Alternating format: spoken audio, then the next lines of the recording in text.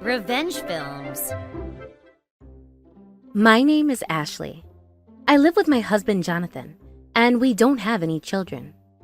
Jonathan's mother, my mother-in-law, lived about 10 minutes away by car from our house, but I tried to avoid her as much as possible. I couldn't stand her. The reason why I couldn't stand her was because my mother-in-law was not clean at all, and she smelled horrible.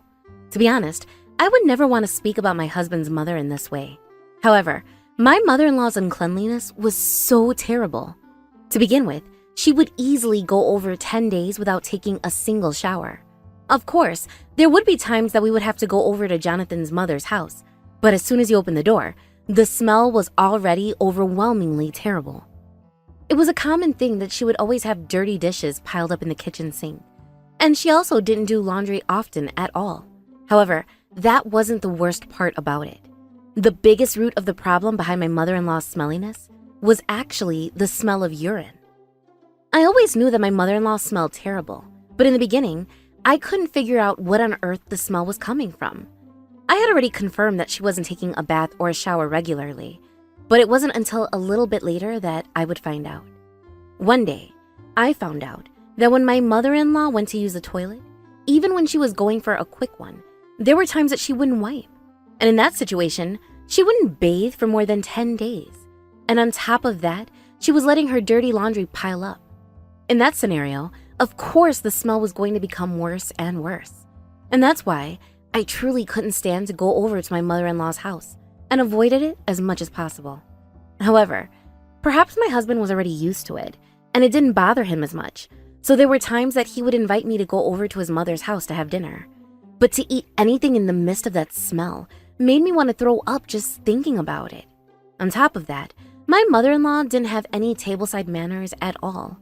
And whenever she would eat, she would smack her food, and I could hear it from across the table. Not only that, but she would speak with a mouthful of food, and the food that was in her mouth and already chewed would spit onto my plate, and it was so disgusting to bear it. However, I wasn't able to say as much to my husband, so whenever he would invite me, I would brush it off, saying I already made dinner at home, or say that I wasn't feeling well. Any excuse as possible to get out of it. However, that was when the living nightmare began. Because I was coming up with whatever excuse that I could to avoid going to my mother-in-law's house, I hadn't seen her in a while. And one day, to my disbelief, she showed up at our door empty-handed. And then she said, "I came here to sleep over today." Of course, my husband warmly welcomed her into our house. But for me inside, in an instant, I felt hell wash over me. The first thought that I had was wondering when the last time she took a bath was and how many days it had been. As proof of that, the moment my mother-in-law came into the house, I felt a sharp smell like urine waft over and sting my nose. I wanted to do whatever it took to stop my mother-in-law from sleeping over, so I told her that it was a small apartment, and perhaps my cooking might not suit her taste, and I tried to say whatever I could.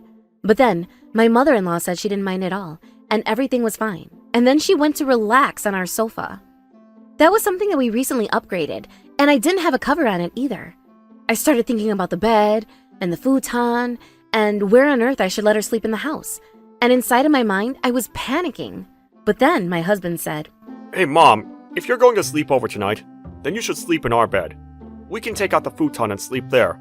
That way, it'll be better for your back." I was shocked. When he said that, of course his mother was happy about it and quickly accepted. I was desperate, but I didn't know how I could possibly stop the situation, and I felt hopeless. As I was panicking, my mother-in-law said that she wanted to eat sukiyaki hot pot for dinner that night. And so, I had to eat dinner sharing out of the same pot as her, and even though it was the last thing I wanted, I had no choice but to have my mother-in-law sleep over. However, the next day, and the next day, my mother-in-law stayed. I tried to get her to go home, telling Jonathan and his mother that surely they missed their own family home by now, and maybe they should go back over there. But his mother's response was, "Oh, but it's so comfortable here. You don't need to worry about me, Ashley. I'm fine here." But during that time, just as I expected, my mother-in-law didn't take a single shower. I hated it so much that I couldn't stand it, and even when I tried to force a smile, I could feel my face pulling. While she was there, my mother-in-law would say the things that she wanted to eat and make me make it for dinner. And then she would immediately go and sleep. Of course, in our bed. Thanks to that, our bedroom became completely stained with my mother-in-law's bodily smells and the smell of urine, and it smelled horrible to the point where I just wanted to move houses at this point. After a week, I asked my husband to please send his mother home, since it had been a while at this point, but this was his response. Why not? Let her stay here as long as she wants. She lives all alone in that house, so I'm sure she's lonely. And he made me sound like the villain. But in that case, can you at least get her to take a bath? She hasn't taken a single shower for days now. But it's not like she's sweating indoors in the house, and whether she gets in the bath or not is her own freedom. So I don't think we need to force it upon her. And my husband was completely useless. For the record, when we first got married, there were times that my husband would come home from a long day of work and tell me that he was exhausted and try to skip taking a bath that evening. But there was no way that I was going to let that happen. So I would make him get up from the couch and make sure that he took a shower before getting into the bed. So my husband was bathing. But then, after a whole week passed by of my mother-in-law being there, one day, one of my neighbors happened to come by to drop off a souvenir from her recent vacation. As soon as I opened the door for her, "You don't have kids, do you? Doesn't it kind of smell like dirty diapers? Or a little bit like pee-pee? Are you looking after a young child right now?"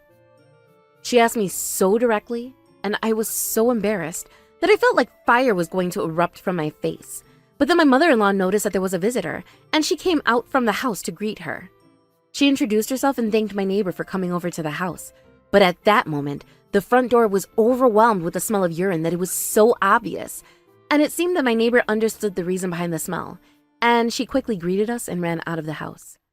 I couldn't hold it in anymore, and even though I knew it was a delicate problem, I had to confront my husband about it. "Can you please do something about your mother? Either make her go home, or please just have her clean her body a little bit more properly. Do you seriously not notice that your mom reeks of the smell of urine? She hasn't taken a bath in days, nor has she changed her underwear. And in that situation, she said herself that sometimes when she's done the deed, it's a chore to wipe, so she just leaves it." It doesn't bother me that much. Don't you think you're being too sensitive? How can you say that about my mom? That's terrible! Don't you realize that the neighbor just came over, also ran out from the front door from your mom's smell? But it's not like you have any proof that my mom is the reason behind that. You're being rude! Even though I finally built up the courage to talk about it, my husband refused to lend an ear to anything that I was saying. On top of that night I overheard the most outrageous conversation between the two of them. At that time, I just got out of the bath, and as I was heading back to the living room, I heard my mother-in-law and my husband speaking. To my disbelief, my mother-in-law was saying that even if she went home, she would be there all by herself, so she wanted to move in and live here with us. And in response, my husband said that he would also feel a lot better if she lived with us, instead of living by herself and worrying about her all the time. So he said that that would be better and agreed to letting her move in. Of course, my mother-in-law was thrilled. If she stays here, she can eat delicious meals for free. And because I was taking care of all of the household duties, she said that it was a win-win situation for her. But this house was also my house, and I couldn't believe that my husband was deciding that we were going to live with my mother-in-law without even consulting me first about it. I was so devastated, and the next day I ran out of the house. And then, I was already fed up that my husband refused to listen to me at all. But I lost hope when he chose to let his mother move in without consulting me at all. I couldn't take it anymore, and I told him that I was going to get a divorce, and I even sent him the signed divorce papers. But then, my husband and his mom were furious. They said that they couldn't understand why living with my mother-in-law had to result in a divorce, and they started telling all of their relatives about it, and the relatives then came after me. To my parents, I told them the truth, that my mother-in-law smelled so terrible that I was no longer able to stand it. But they also looked concerned, asking me why I was getting a divorce over something so small. That's why I had my family and Jonathan's family all gathered together at my house and mother-in-law's house. Of course, that was after informing them that I had every intention of getting the divorce. As for my husband and his mother, they simply refused to accept it. First, we had his relatives and my parents come over to my house. As soon as they arrived, everybody seemed to notice the smell whenever my mother-in-law was nearby, and their faces looked disgusted. And even though I didn't want to have to say it, I explained the sequence of events that led me to wanting the divorce. how my mother-in-law refuses to take a bath for days, and how she doesn't wipe after she goes to the toilet, how I spoke to my husband to please do something about it, and how he refused to listen whatsoever. And then, in that situation, being told that she was going to live with us, and I thought it was going to be impossible for me to be able to look after her, especially as she gets older. I told them everything.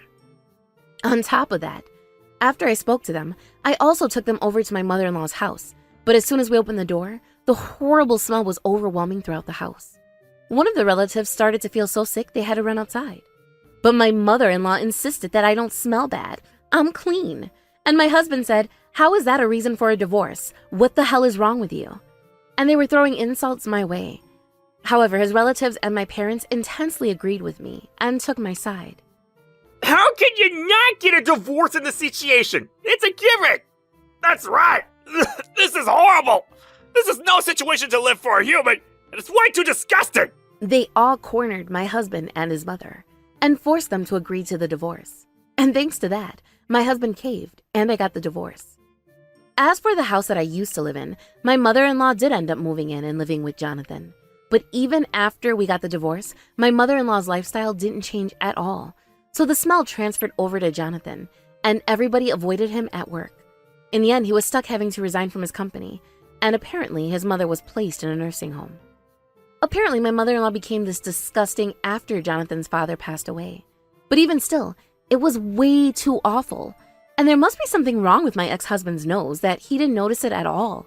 But anyway, I'm just really glad that I was finally freed of that horribly smelly life. How was today's video? If you enjoyed it, please subscribe, like, and leave a comment. Stay tuned for more.